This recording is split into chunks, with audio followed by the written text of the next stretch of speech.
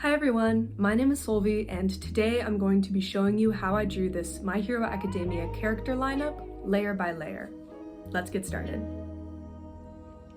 The very first thing I did when starting this piece was put down this line right at the bottom to make sure that everybody's feet were on the same plane. Then I did very simple skeletal sketches of each character, mostly to establish their heights in relation to each other, but also to establish the very basic forms of their bodies. For example, I knew I wanted to exaggerate Bakugo's shoulder to waist ratio, and I wanted Ida to be very rectangular and sturdy. Next, I blocked in everyone's silhouettes in gray. This was another step to help exaggerate the different body types, and also to make sure that everyone's head was the same size. Blocking out those silhouettes helps differentiate Uraraka's pear-shaped body to Tsuyu's more slender build, for example. Next, I added a detailed sketch and then cleaned up the silhouettes.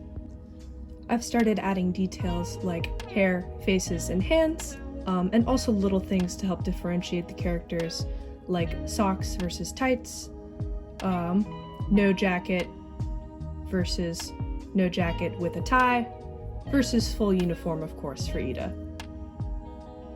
Next, before adding in colors, I actually decided to block out the values. This makes sure that everybody has enough contrast between their pants and skirts versus their jackets, for example, and it also helps make sure we have a really nice range in value for their hairstyles. Then, after I have the values blocked out, I use a layer on color mode to lie down the flat colors. I don't always work this way, but it is a really handy trick to make sure that your piece has good contrast and good values. And from there, it's time to start rendering. I don't always do this either, but for this piece, I actually rendered almost everything on a single layer. I don't necessarily recommend working this way, it's just kind of the way it happened for this piece. And here's what the final rendering looks like. But I decided that this was a little flat and boring, so here's a couple of things I did to liven it up. First, I decided to give the piece a background.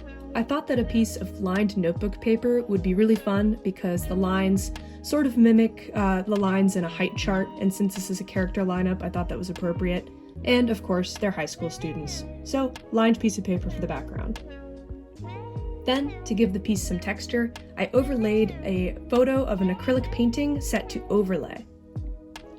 This is one of my favorite tricks to help give a piece more life. You can see that it really adds a lot of variety.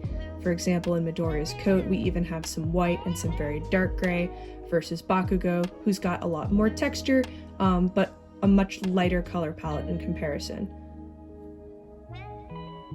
To be honest, I use this trick a lot, and I highly recommend it. It's very easy, and it creates a very satisfying result very quickly. After that, I added a signature and called the piece done. Let me know what you think of the layer by layer breakdown in the comments below, and as always, thanks for watching.